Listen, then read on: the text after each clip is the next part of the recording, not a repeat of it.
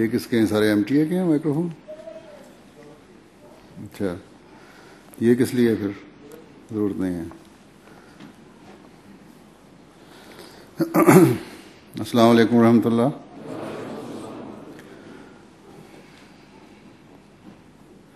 Spain والوں نے کافی مہمان نوازی کا ثبوت دیا ہے. لندن سے آنے والوں کو آگے بٹھایا ہوا ہے مجھے خود بیٹھنے کے لیے. آگے آ جائیں، پیچھے جگہ تنگ ہے، ایک ایک صف آگے آ جائیں.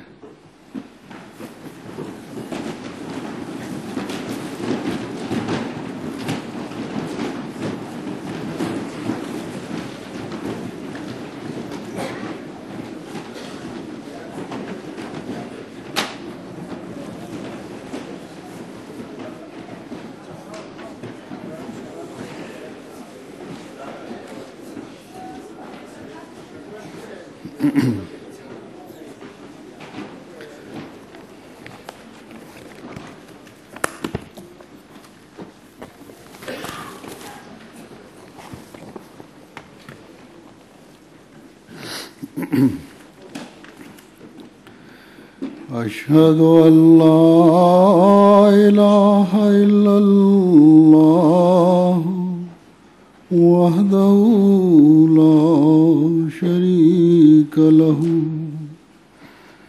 وأشهد أن محمدا عبده ورسوله. أما بعد فأعوذ بالله من الشيطان الرجيم. بسم الله الرحمن الرحيم. الحمد لله رب العالمين الرحمن الرحيم مالك يوم الدين إياك نعبد وإياك نستعين اهدنا الصراط المستقيم صراط الذين أنعمت عليهم غير المغضوب عليهم ولا الضالين.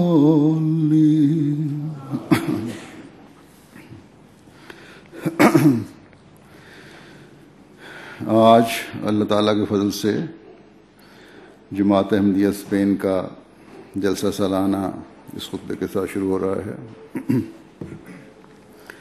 یہ جلسہ سالانہ آج دنیا کے ہر اس ملک میں جہاں جماعت احمدیہ کا قیام مضبوط بنیادوں پر ہو چکا ہے ایک خاص امتیازی شان کا حامل بن چکا ہے اور بڑے شوق سے مختلف ممالک کی جماعتیں اس کے انعقاد کی تیاری اور اہتمام کرتی ہیں. کیوں یہ اہتمام کیا جاتا ہے؟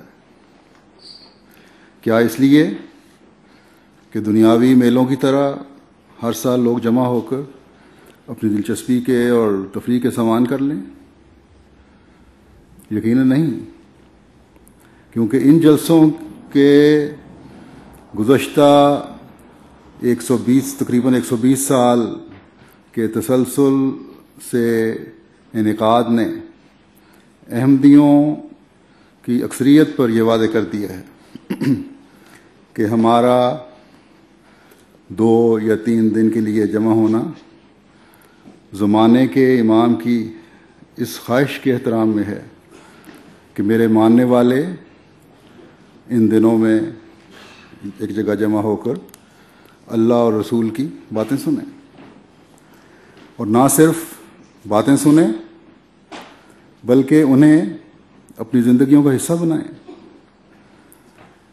اپنے اندر وہ پاک تبدیلیاں پیدا کریں جو اللہ تعالیٰ کا قرب دلاتی ہیں. اور پھر اس لیے بھی احمدی اپنے دنیاوی کاموں کا خرچ کر کے اس میں شامل ہونے کی کوشش کرتے ہیں کہ ان کے سامنے حضرت مسیح موعود علیہ الصلوۃ والسلام کا یہ ارشاد بھی ہوتا ہے کہ اس جلسے کو معمولی انسانی جلسوں کی طرح خیال نہ کریں. یہ وہ امر ہے جس کی خالص تائید حق اور اعلاء کلمہ اسلام پر بنیاد ہے.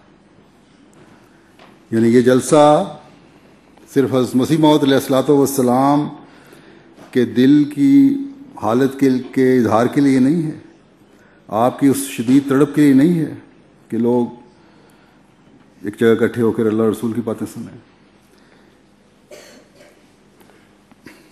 یہ جلسہ صرف اس لیے نہیں ہے کہ منعقد کیا جا رہا یا کیا جاتا کہ آپ کے دل میں یہ تڑپ ہے کہ کاش لوگ اپنے پیدا کرنے والے کو پہچان لیں اور اللہ تعالیٰ کے فضل کو جذب کریں، بلکہ فرمایا کہ اس کی خالص تائید حق پر بنیاد ہے. ویسے تو نبی کی ہر بات ہی اللہ تعالیٰ کی تائید لیے ہوئے ہوتی ہے، اور اس پر عمل ایک انسان کو خدا تعالیٰ کا قرب پانے والا بناتا ہے. اللہ تعالیٰ کے فضلوں کو سمیٹنے والا ایک انسان کو بناتا ہے. لیکن جس بات کا خاص طور پر اللہ تعالیٰ کی طرف سے حکم ہو اس پر عمل اور اس کے لیے کوشش عموم سے بہت بڑھ کر خدا تعالیٰ کے فضلوں، رحمتوں اور انعاموں کو سمیٹنے والی ہوتی ہے.